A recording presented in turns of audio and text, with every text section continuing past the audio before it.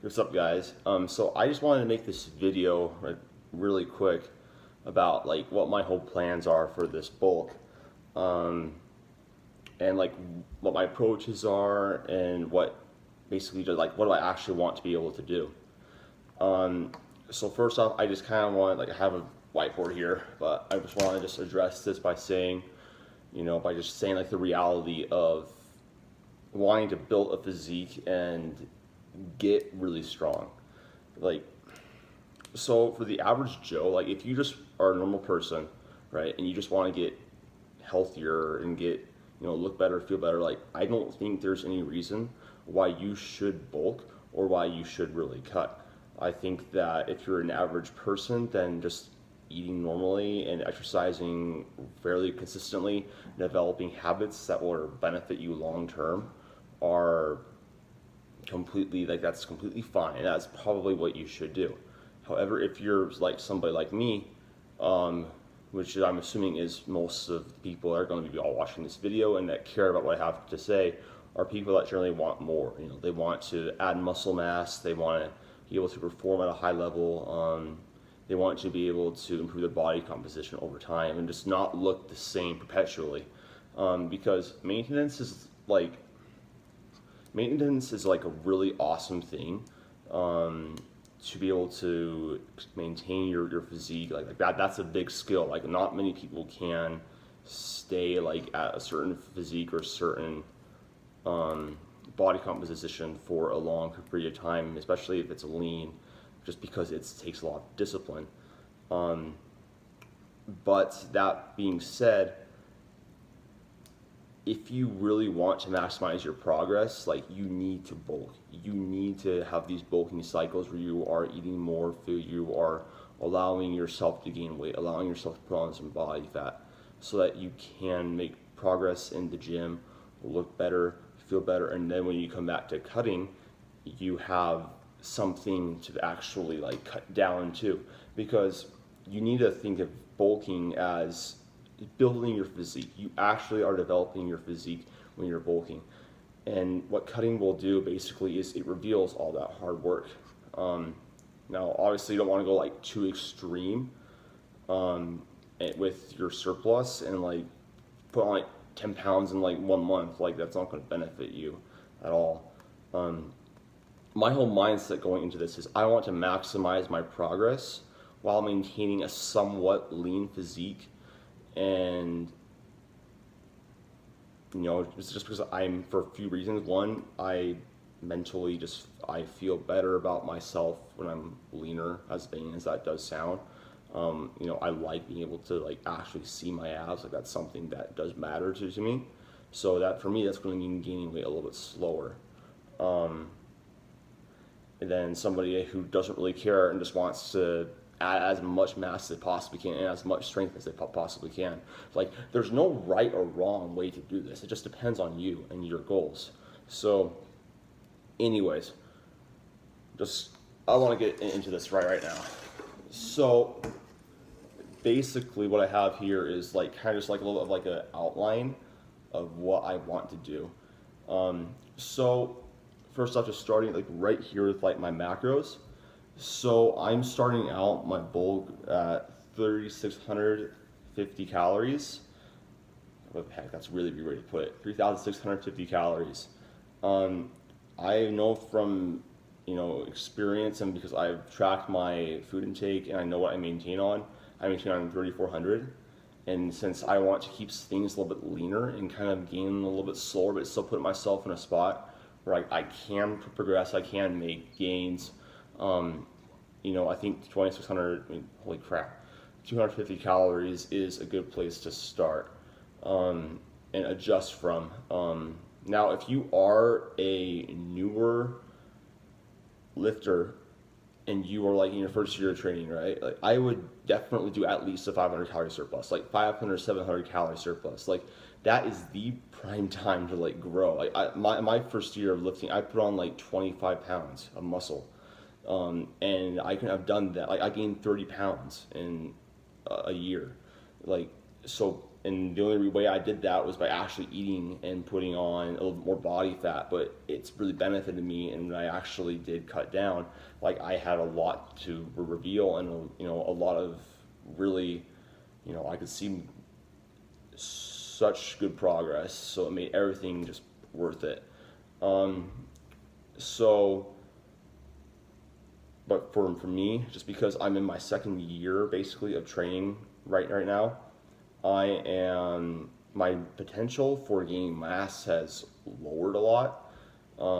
About basically how you need to think about it is for every single year that you kind of do train, your potential for gains just gets cut in half.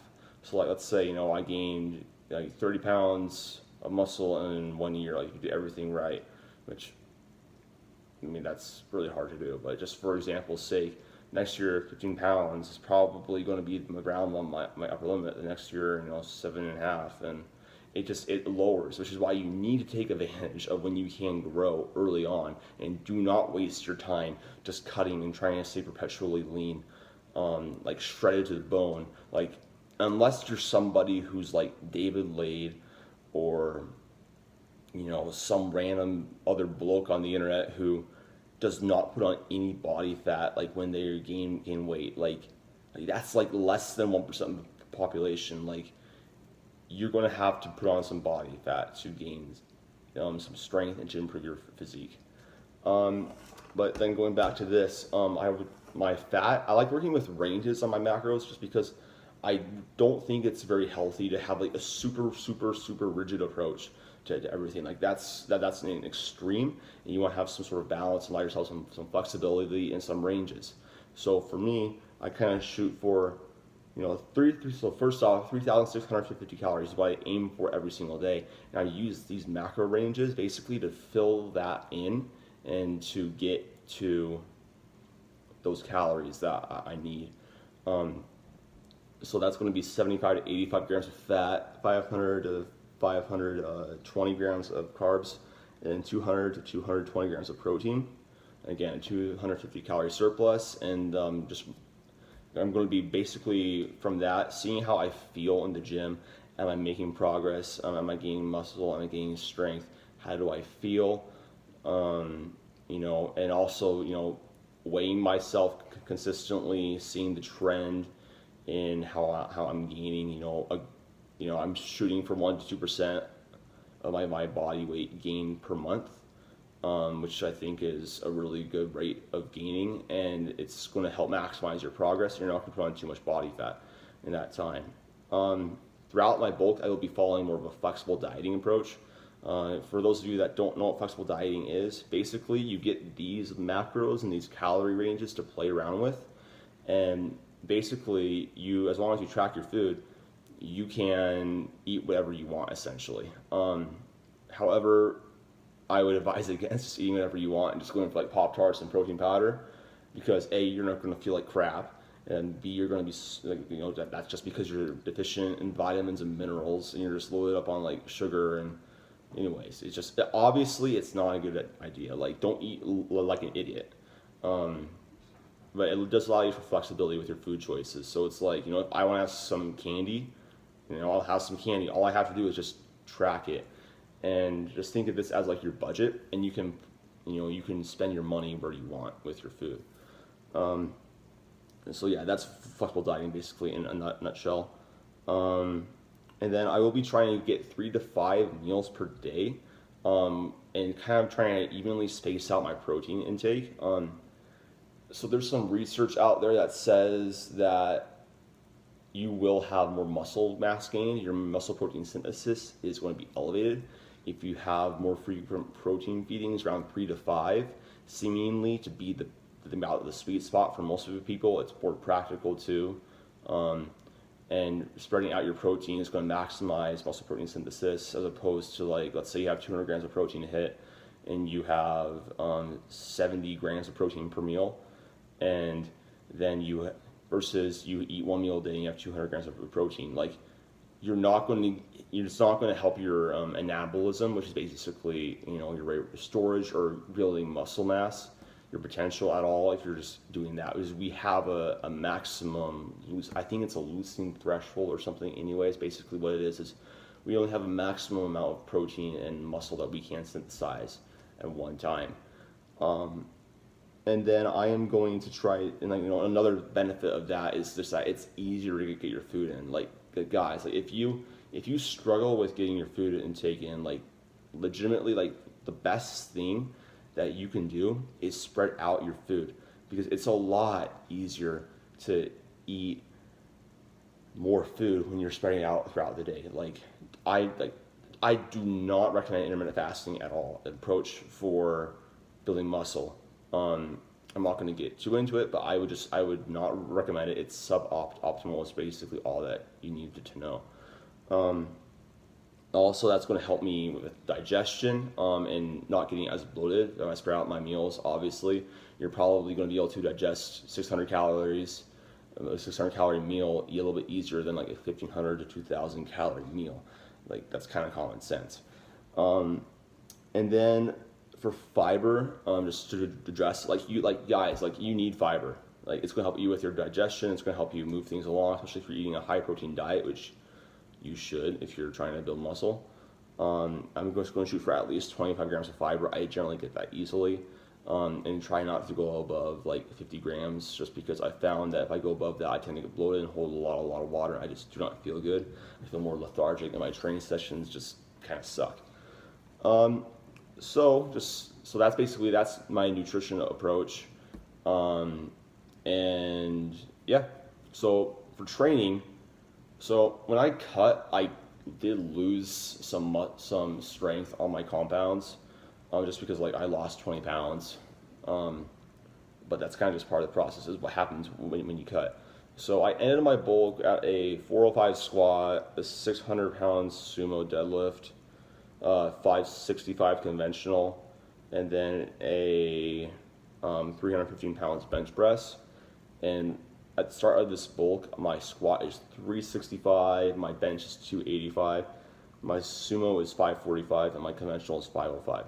So obviously I took a pretty decent hit with that. And that's just part of doing cardio a lot and just being in a caloric deficit for a long period of time, losing a large percentage of your body weight and getting down to a lean body fat percentage.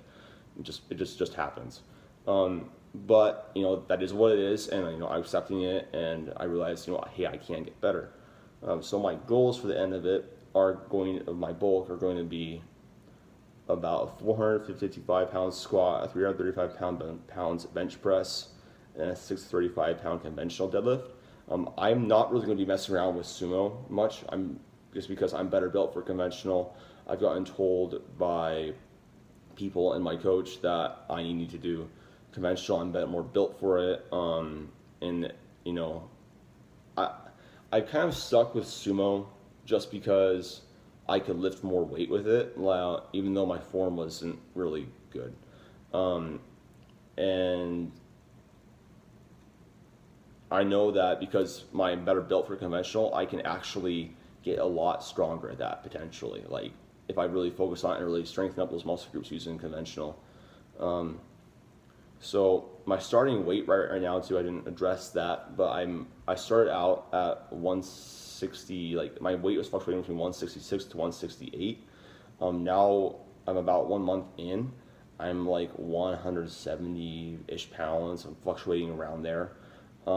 And my goal is to get to around, I would like to get around like 190, 195, maybe even 200 pounds by the end of, when I'm done with like all my bulking cycles.